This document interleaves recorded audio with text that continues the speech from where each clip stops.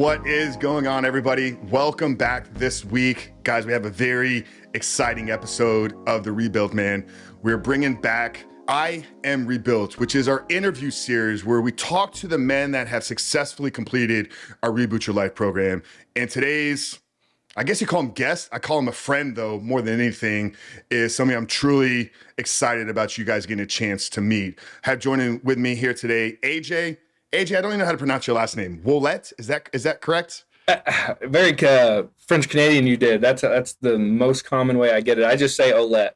I said Ouellette. When the family moved down to Ohio, they were like, "How can we make this simple for everyone?" Make just it as Ouellette. American as possible. Huh? All right. Yeah. So we got AJ Ouellette with us. AJ is a professional running back in the CFL, the Canadian Football League.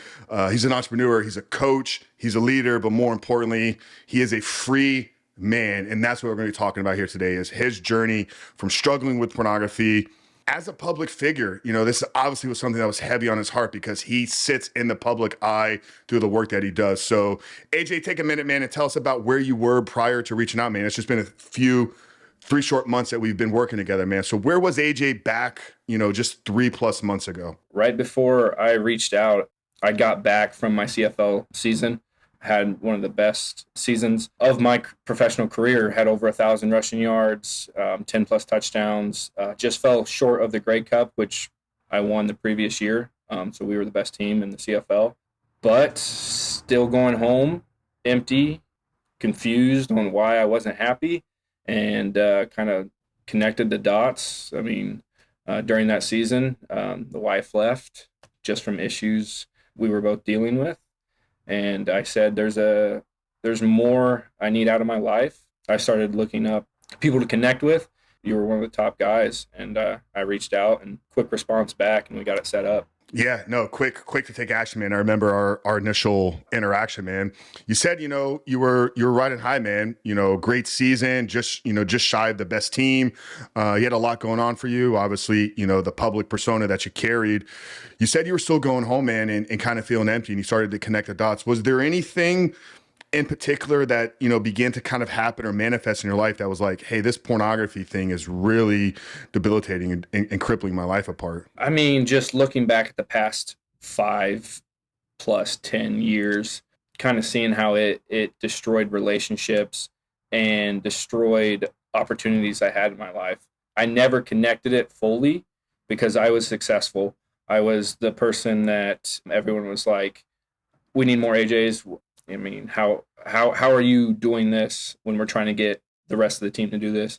So I never saw it as a problem. I knew I was hiding it from people, but yeah, I never saw it as a problem until things in my life I cared about started kind of falling apart. My business wasn't growing as fast as I wanted it to. Me and my wife were arguing more than we were in the past, and then finally that kind of fizzled into separating. She moved to we were in different countries for 3 years, so we just couldn't connect very well. Yeah, no, I appreciate that, man. And I think there's a lot of guys, we were talking about it before we hit record here, that sometimes their success almost masks the problem, right? I definitely felt that was the case for me through my 20s and 30s as well. I'm competing in bodybuilding. I'm starting businesses. I'm working in corporate leadership. It's like, how could I have had an addiction that oftentimes isn't talked about? For you, was there hesitations in terms of reaching out or asking for help? I mean, as somebody that very strong, very alpha, very driven, very successful, like, were you concerned with perhaps the image that you would now begin to hold if you did reach out and talk to somebody about the things that you were struggling with? And if so, how did you overcome that? So, I mean, the first part with being a high driven male is not wanting to ask for help. I'm trying to get everything done in my life by myself, whether it's building a business, trying to raise money to grow your business, anything to do with playing football. Like, I wanted it to be just me. And then looking into how public figures would kind of look at me if it came out, that was another hesitation I had was, well, how's a professional league going to treat me if this comes out? How's the CFL going to post about it? Other people I'm playing against using it against me. It gets kind of crazy on the football field. So I can just imagine the things that they're going to come up with. But how at peace I am right now, that's not That's not going to faze me one bit. But the last thing was owning a gym with younger athletes. Like, how is that going to be perceived in the public? And I didn't want that to hurt my business. So I was trying to hide this and fix it on myself. And then it got to the point where I was like, I've had enough. Like, for me to level up in my life, what do I need to do? And this was circled number one for many years, is just eliminate this issue. I've already, in the last 3 months, I've seen this business grow more than it has in the last 3 years, and seeing the people that now want to be involved just because of the presence I bring, instead of hiding away, walking to your office with your head down, walking with your chest out, introducing yourself to everyone. It's grown this business quite a bit. Yeah. Yeah. There's a different aura that a man radiates when he's walking in freedom and is not living in shame. There's just, a friend of mine, Bezos, he calls it the aura, within the human being. Like, there's an energy that we always all put off. You talked about, living in peace now, something you never experienced before. Let's talk a little bit about the experience through the program, right? So we go 90 days long, we go for 12 weeks. It's very intensive. It's deep work. It's asking inner questions to yourself. It's changing the way you kind of outwardly look at other individuals. Talk a little bit about, some of the key takeaways, things that you've learned through this process about AJ, about recovery, and about your relationship that you previously had with pornography. Digging into 12 weeks, it starts off with some slaps, and you're slapping yourself, like writing down what the last, what this addiction has done to you, what it's going to do if you don't overcome it, just kind of understanding who you're hurting, and even being able to reach out to those people that you've hurt in the past. That is just huge and eye-opening. We talked about it before getting on here. I've actually taken this 12-week course, and I'm trying to add a new way of leveling up into my life the next 12 weeks, and that is through positive self-talk. So I'm taking all of this issues I've taken connected with porn, and then I'm just going to add in some positive self-talk and see how much I can grow in that field in the 12 weeks, and along with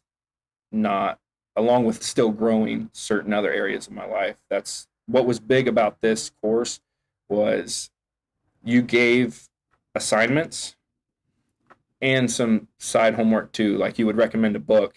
Yeah, I'm going to go get that book and I'm going to read it. I've read Surfing with God, which was huge. I know you said that used to be recommended for the first week assignment, and I would definitely recommend anyone taking the course, anyone thinking about it, read the book. You never feel like your struggles are connected until you read that book. Like, identical situations, identical thoughts that this person was going through, that you're going through. So it was just a relief that people do actually struggle with it the same way you are. And then one thing I noticed every week was just the belief that you gave and the positivity that you brought made it easy for me just to be like, this dude cares so much. I can't let him down. I can't let myself down. And that was a big part of the beginning weeks, was not letting you down rather than me. I've let myself down multiple times. So, like, in my head, that wasn't an issue. But then once I got to week 10, it was, shoot, I've gotten this far. Like, this is me. Like, now I don't want to let myself down. Yeah. Yeah. Yeah, it kind of flips towards the second half of it, man. And that's the lesson there, guys, is this is not for one, you talked about, the story with Michael in the book. Like, we're not the only ones that struggling with this. There's millions of men that have our same exact struggles and our same exact story. But also, it's probably not something that in the beginning you're going to be able to overcome on your own. You need that outsider perspective. You need that level of accountability. So that's great to hear. You talked about the business through the roof now, more growth in the last 3 months than the last 3 years. I know you have a lot of things that you're working on with nonprofits and launching new schools. You're set to, embark on a new journey back to the CFL as well, going to be moving back up to North. What are you most excited about now as a free man stepping into this next season of your life, knowing that this has been removed and you can walk without that shame? the thing I'm looking forward to, and I've noticed it through the course, was helping people. So in the course, for instance, we talked about the one time you had to kind of pay for someone's dinner or lunch or drive through, you're doing that. And I didn't realize how good that felt until I did it. And then you kind of try to help some other people that might be struggling with stuff.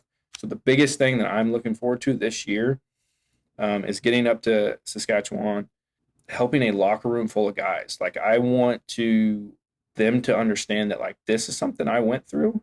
You might not be going through the same thing, but you might be addicted to something else. You might be just struggling with something. And I want 7 months with 65 guys in the locker room. And I want to help as many as I can overcome something, get their marriage stronger. And I'm actually going to kind of go in and do it with the team chaplain, kind of just be an ear for these guys that might be struggling with something, and they're scared to bring it out. And I'll tell them, I'll be like, guys, I had the best CFL season a running back had last year. Like I was struggling through stuff.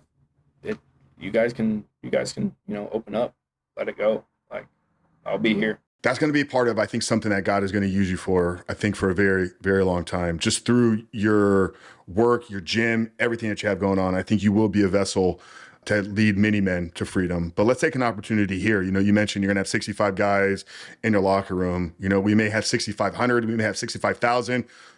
Lord knows, we may have 6.5 million that end up hearing this, over the course of time, right? So for the guy out there that is struggling, maybe he's in AJ's seat 3 months ago, maybe he's a successful executive. He's working on Wall Street. He's running a small business somewhere, making a couple $100,000 per year. Maybe he's a pro athlete. Maybe he's a pastor. Maybe he's a chaplain. But maybe some of his success is masking him from actually seeing the problems in his life. What would you say to AJ 4 months ago, or perhaps to that man right now that is on the fence about even accepting that he's struggling and maybe taking the leap to move forward and ask and reach out for help? Let's speak to him right now if we can for a minute. First, I'd tell the guys, I'd be like, hey, you're succeeding in everything in life. But when you go home at night, right before you go to bed, legit, look yourself in the mirror. Like get as close as you can to that thing and look and just see how you feel about yourself. And when I was disgusted at who I saw is when I knew I needed to see a change. I'll tell people, no matter how good you're doing right now, nothing's going to feel better than finding freedom and finding peace. Biggest thing that I learned, one of the biggest things I've learned through this course was stop chasing happiness and chase peace. Like finding peace in who you are and the things that you have, rather than thinking that the next sale that you're going to make, the next touchdown, the next, business that you start is going to bring you happiness. The next car that you buy, like none of that stuff. It's going to make you happy, but the peace is what you're looking at the end of the day in the mirror. Like that's who I want you to be happy with. For anyone that's struggling looking at themselves in the mirror, think about this course. Think about just reaching out, because we talked about it. You've been struggling with it for a while because you're going through it by yourself. If you can have someone help you through it, for me, that was the easiest part. We talked about it. It helped me get through the first half of the course, and the rest was, hey, man, I'm enjoying who I am right now. I'm sleeping perfect, waking up happy, like just going to bed, just satisfied with who I am.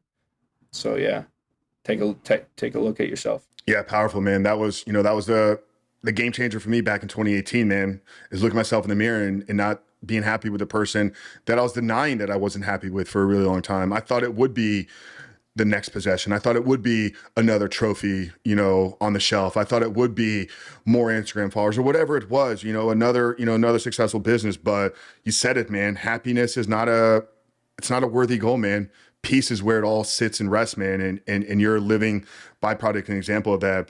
Guys, if you got inspiration, value, motivation out of AJ's story here today. I'm going to drop a link down there in the show notes below. If you're watching on YouTube, it was down there in the description box.